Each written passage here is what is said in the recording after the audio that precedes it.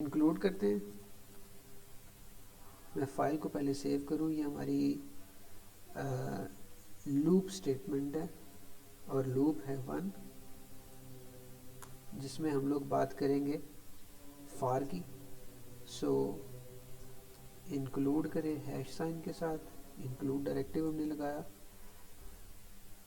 iostream .h और using name space add करते हैं std, स्टैंडर्ड नेम स्पेस हम लोग यूज़ कर रहे हैं। अब हमारा मेन मेथड शुरू हुआ जो कि इंट टाइप होगा और सबसे पहले करते हैं रिटर्न 0 ताकि हमारी बुनियादी रिक्वायरमेंट्स पूरी हों। अब हम लोग फॉर लूप लगाने लगते हैं। फॉर का ये फ़ायदा है कि यहीं पे ही इसका डिक्लेरेशन हो सकता है इंट आई, और आई इज़ लेस देन, यहीं पे डिक्लेरेशन है और यहीं पे इनिशियलाइजेशन है।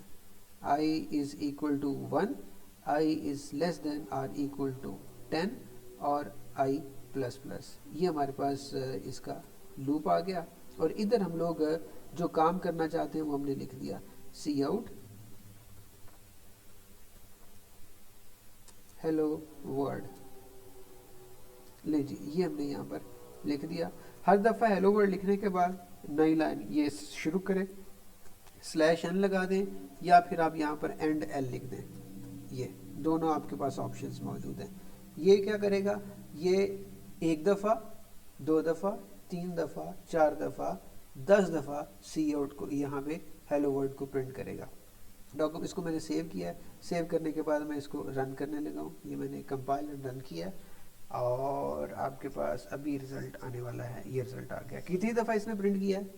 1 2 3 4 5 6 7 8 9 10। हम चाहते हैं 7 काउंटर में लिखे। काउंटर कौन सा है? ये आई बेसिकली हमारा बिहेव कर रहा है काउंटर की हैसियत से, जो इस हेलो वर्ल्ड की हर इटरेशन को काउंट कर रहा है। सो 7 हम लोग उसको भी प्रिंट करते हैं। हम कहते हैं 7 आई को भी प्रिंट करें। तो मैंने यहाँ पर ये आई लिख दिया और इधर इसको कहा कि आई लिखने के बाद एक टैब का फासला दे और उसके बाद हेलो वर्ल्ड लिखे। सेव किया और दोबारा से हम लोग इसको रन करते हैं, कंपाइल एंड रन। और आपके पास जो रिज़ल्ट आ रहा है वो ये है। शुरू पे आपके पास ये इनकी इटरेशंस लिखी हुई हैं और आगे उसके वैल्यूज़ लिखी हुई हैं। जी, फॉर लूप में आपको कोई कन्फ्यूजन? यही सारे का सारा काम हम लोग डू वाइल में करते हैं। सो इंट करते हैं मेन, शुरू, रिटर्न करें 0 और इधर हम लोग अब हमें डिक्लेरेशन देनी पड़ेगी। इधर int I is equal to 1 जैसे कि हमने यहाँ पर दी थी, ये वाली int I is equal to 1 for loop के बॉडी के अंदर ही। और फिर हमें यहाँ पर वाइल लूप हमें शुरू करना है। वाइल एक्सप्रेशन है हमारा कि आई की value should be less than और इक्वल टू 10 और ये हमारे पास वाइल की बॉडी शुरू हो गई। और यहाँ पे हमने लिखा सी आउट पहले आई को प्रिंट करें,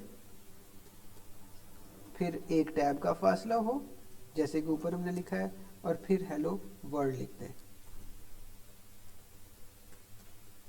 ले जी, साइन ऑफ एक्सक्लेमेशन। और इनिशियल वैल्यू को 10 तक लेके जाना है तो इंक्रीमेंट देना जो है वो ज़रूरी है। ये इंक्रीमेंट हमने दे दिया।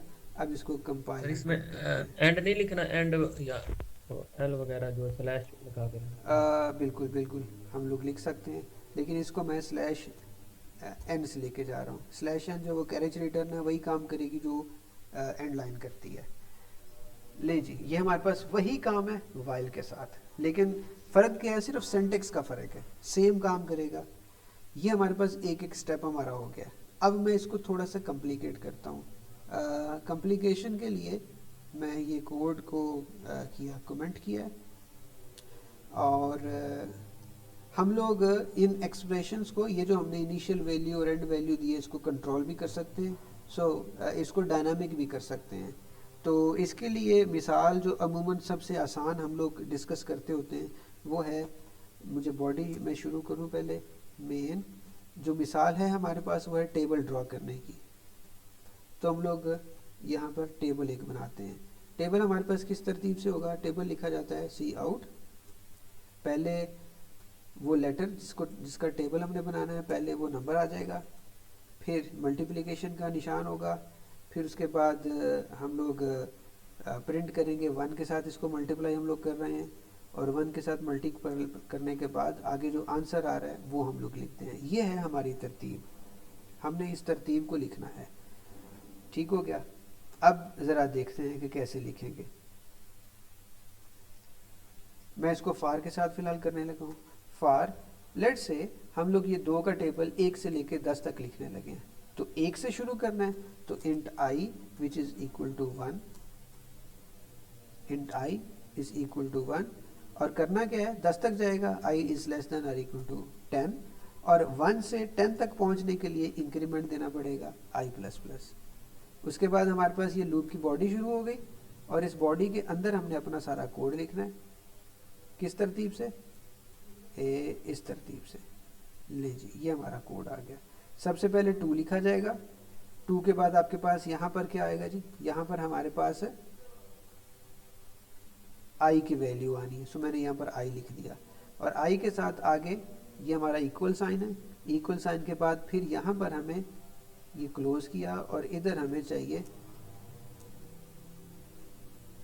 अपने टेबल को जो जनरेटेड वैल्यू है i की, उसके साथ मल्टीप्लाई करके हमने लिख देना है, और लिखने के बाद हम लोग फिर से इसमें ऐड करते हैं, /n ऐड कर लें या एंड l कर लें, एंड l। ये हमने सेव किया। अब इसको कंपाइल एंड रन करते हैं। ये देखिए आपके पास टेबल बन गया। सिर्फ एक लाइन लिखी है हमने। अगर आप चाहें कि ये आपके पास 1 से लेके 1000 तक का टेबल बनाए, तो यहाँ पर आप 1000 लिख दें। अच्छा जी, ये हो गया। अब इसको थोड़ा सा और हम लोग निखार सकते हैं। कैसे निखार सकते हैं कि हम लोग ये जो 2 है, बजाय इसके कि इसको कांस्टेंट वैल्यू यूज़ करें, हम लोग इसको भी डायनामिक लेते हैं। हम कहते हैं g int t which is equal to 2, और यहाँ पे हमने बजाय 2 लिखने के इधर हमने ऐड कर लिया हमारा t जो कि वेरिएबल है, t टेबल, और उसके बाद हम लोग कहते हैं जी स्टार्ट वैल्यू कहाँ से शुरू करनी है, शुरू करें 1 से। सो ये 1 से शुरू कर रहा है, तो i को हम लोग बजाय 1 के शुरू करने के स्टार्ट के इक्वल कर देंगे, और उसके बाद एंड जो है, एंड कहाँ पे करना है, ये सारे इंटीजर्स हैं, इंट a और इंट a, क्योंकि ये ऑलरेडी इनका डिक्लेरेशन जो है वो भी ज़रूरी है। एंड करें 10 पे, तो यहाँ पर हम लोग इसको 10 की बजाय एंड कह देते हैं कि ये एंड तक जाएगा। i स्टार्ट से शुरू करेगा और एंड तक जाएगा और इंक्रीमेंट देगा। ये ठीक हो गया। अब ज़रा दोबारा इसको रन करते हैं। मैंने इसको कंपाइल एंड रन किया। आपके पास कोड पे ज़रा सा फ़र्क भी नहीं पड़ेगा, ये गलत हो गया था। ये मैंने रन किया, कंपाइल हुआ, रन हुआ, सेम उसी तरह से। लेकिन एडवांटेज हमें क्या मिला इस काम से? एडवांटेज ये मिला है कि अगर मैं यहाँ पे t को 2 की बजाय 6 कर देता हूँ, तो अब दोबारा से रन करते हैं, तो आपके पास 6 का टेबल आ गया।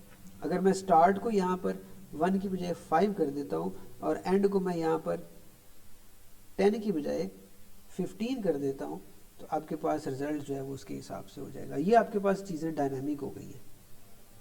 5 से शुरू कर रहा है, 15 तक जा रहा है। मैं इसको और बेहतर करता हूँ। मैं कहता हूँ जी कि ये बजाय इसके कि ये वैल्यूज़ इस तरह से हम लोग डिज़ाइन टाइम पे लें, हम लोग रन टाइम पे वैल्यूज़ इसको देते हैं। तो कहते हैं जी सी इन,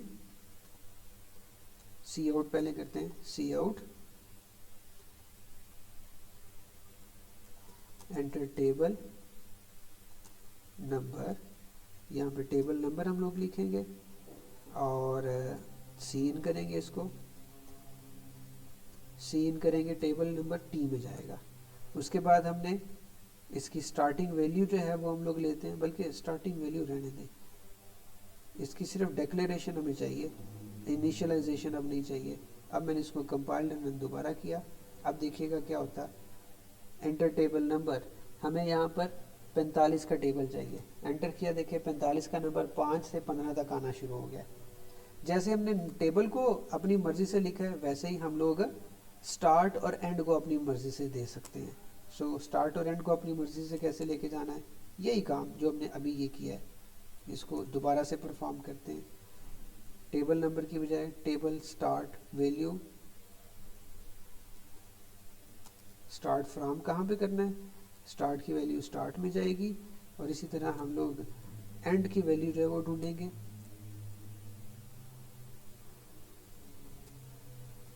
एंडिंग वैल्यू, और इसको हम लोग एंड में भेजेंगे। बस इतना सा करना है। अब हम लोग ये जो पहले 3 लाइनें हैं ये बेसिकली आपकी डिक्लेरेशन ऑफ वेरिएबल्स है, ये जो लाइनें हैं 3 ये बेसिकली आपकी इनिशियलाइजेशन ऑफ वैल्यूज़ है, ये हम लोग डायनामिकली कर रहे हैं, रन टाइम पे कर रहे हैं वैल्यूज़ इनिशियलाइज, और यहाँ नीचे असल में हमारा ये स्टेटमेंट है जो काम कर रहा है। अब यही सारा काम मैं वाइल के साथ करने लगा हूँ, यही सारा कुछ होगा, लेकिन लूप हमारा वाइल का होगा। सो वाइल जो आई हमने उसके अंदर डिक्लेयर किया था वो हमें पहले इनिशियलाइज करना पड़ेगा। आई इज इक्वल टू स्टार्ट, ये स्टार्ट से शुरू करेगा, और वाइल है हमारे पास, वाइल क्या है जी कि ये आई छोटा होगा या बराबर होगा एंड के। वही काम जो हमने पहले लिखा, कोई मुख्तलिफ चीज़ नहीं है हमारे पास, सेम वही चीज़ है। ये मैंने स्टेटमेंट जो है इसको कॉपी किया और ये वाइल की बॉडी में रख दिया। सिर्फ एक चीज़ का इजाफा हमें यहाँ पर करना पड़ेगा, वो ये है कि हमें इधर इंक्रीमेंट देना पड़ेगा आई को, बस ये इजाफा है। सेम आपका लूप है, बिल्कुल उसी तरह से रन करेगा जैसे कि अभी हमने फार को रन किया है। हम कहते हैं जी 7 का टेबल है और ये 16 से शुरू करे और 21 तक लिखे। ये 7 का टेबल 16 से शुरू हुआ और 21 तक लिख दिया। तीसरी बात रह गई, ये तो इन दोनों सूरतों में बात तो यही थी कि ये हमारी नाउंड इटरेशन है, सारी की सारी नाउंड इटरेशंस हैं। नाउंड इटरेशंस का मतलब ये है कि हमें पता है कि हम लोगों ने हमेशा एंड तक जाना है, और एंड जब वैल्यू एंटर करेंगे तो वो तो पता है कि जी 21 तक जा रहे हैं, 22 तक जा रहे हैं, जो भी वैल्यू लिखी जाएगी वो आपकी लास्ट वैल्यू होगी। इस सूरत में आपके पास नाउंड इटरेशंस हैं ये दोनों सूरतों में।